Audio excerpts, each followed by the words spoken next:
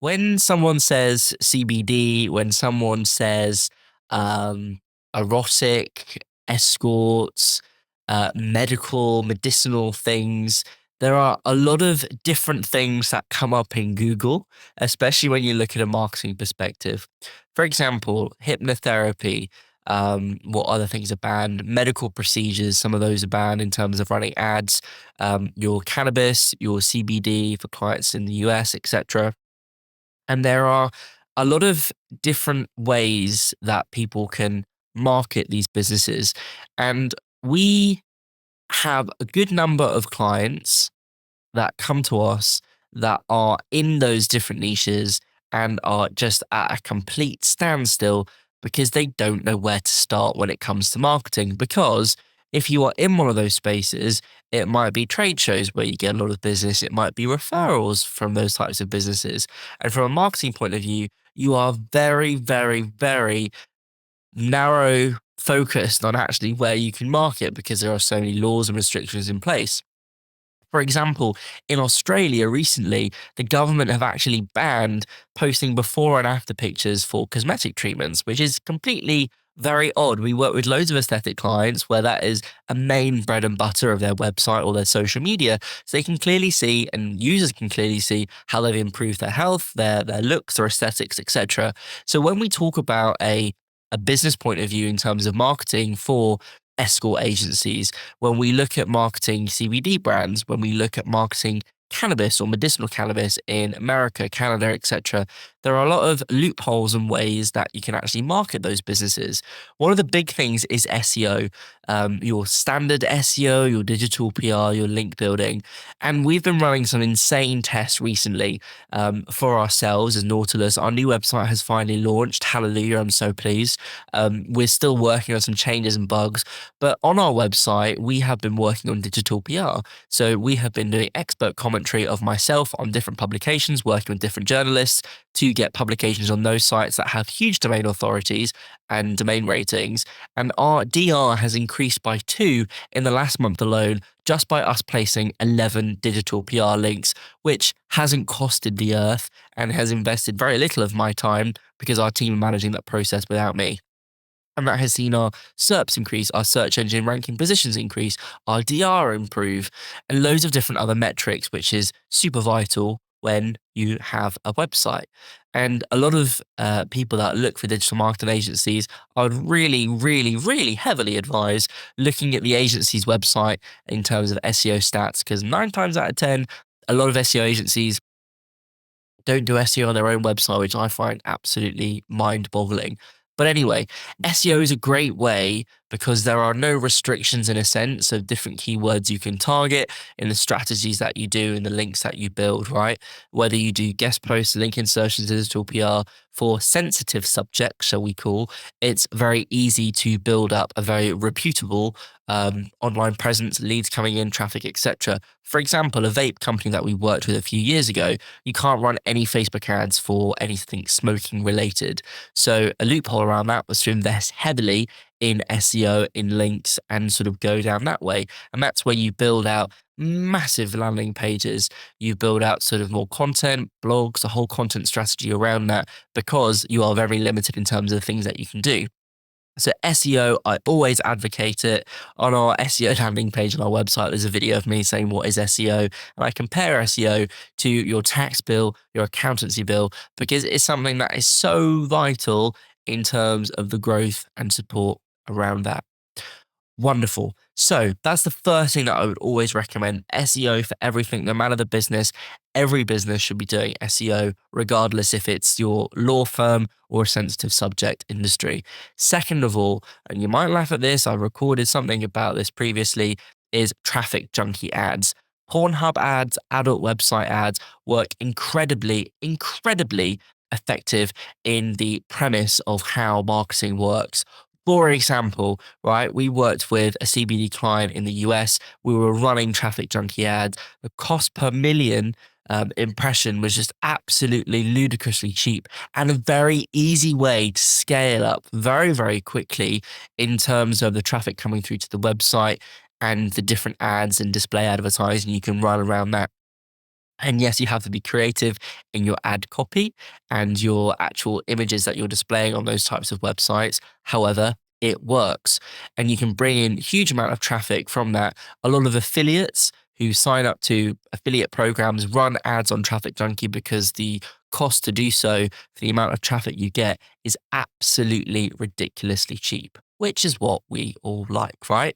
So that is another fantastic way of bringing in very good value traffic through to your website, more from a sense of an e-commerce perspective, and other sensitive topics where it's very easy to get that type of traffic. There's nothing wrong with that type of traffic. It might be less converting from an SEO perspective. It might be high converting from a traffic junkie perspective. And something that I advise everyone is always look at your data, right? Being nerdy about particular data is absolutely vital when you're assessing if things are working, if things aren't working. What we do is we track all the proposals we send. We know our conversion rate. We know the leads coming in. We know where the leads are coming from, whether it's our appointment setters, our cold emails. They all sort of pull into a massive funnel.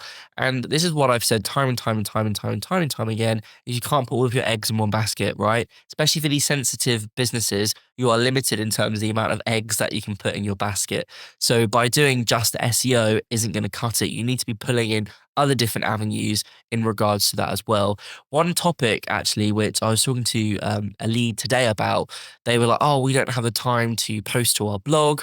We don't have, extra capital in order to invest in a copywriter to write those blogs." It's just ingenious. And what I suggested to them today is, I was like, "You work with loads of influencers and affiliates, right?" And they were like, "Yeah." And I said, "Well, why don't you approach one of them each month to write a blog about a particular topic that you can give to them?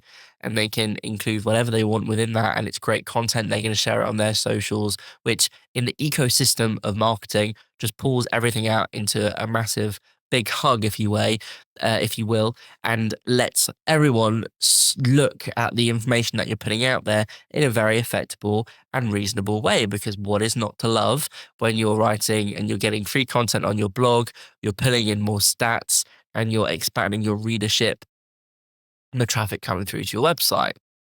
Bingo, hallelujah moment. So that is also a great way in terms of blog writing blogs and getting them featured on other websites. Loads of different ideas that you can sort of pull in, especially with this sensitive topic. Getting on podcasts, right? Doing your typical PR stuff where you're getting in front of your target market, trade shows, conferences. I love conferences. We're going to, and we're sponsoring a conference in Poland next month in May. There are still some tickets left, so I'll leave a link down below. Would love to see you there. Jake and I are talking on stage. As always, we're leaving things to the last minute. I know what we're talking about. It's not been planned out, but it's gonna be a laugh, right?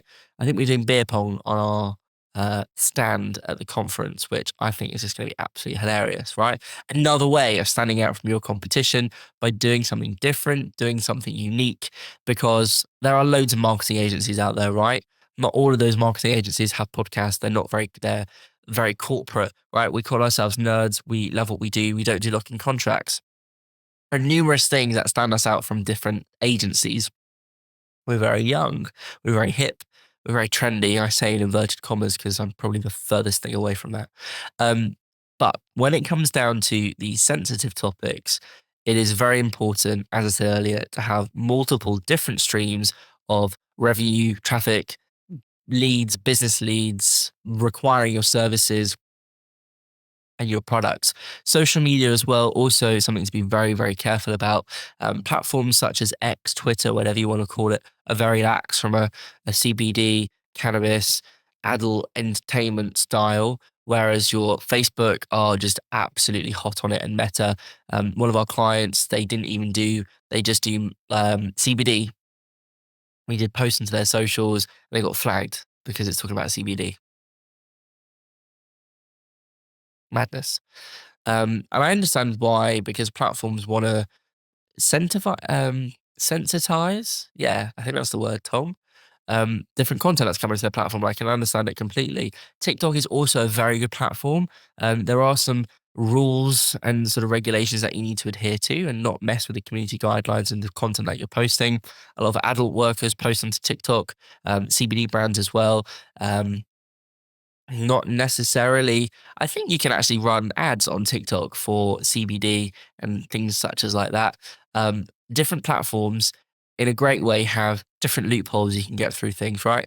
Just from an accountancy point of view or a business thing, there is always loopholes you can get through to get the results and terminations of those results that you want. So please work on and implement as much of these things into your strategy, into your marketing strategy as possible. It's very overlooked a lot of the time. And if you pull in all these different elements, then you are sure off to a great start in terms of your marketing. We've also launched something really, really recently as well, which would be great if you are unsure about where to start with marketing. On our website, we have a marketing health check, which is a paid for service. You can book in a call with one of the team or myself, and we'll go through your whole marketing on about an hour or so call, give you actionable advice and things to start implementing as soon as possible. Super exciting because it means if you don't have the budgets to work with an agency on an ongoing basis, we can give you the tools, guidance, expertise from nerds in order so you can implement that stuff going forwards, which is super exciting. But anyway, I will leave you with that. I've been bombarded you with enough information as it is. Stay awesome, stay safe, but most importantly, stay nerdy.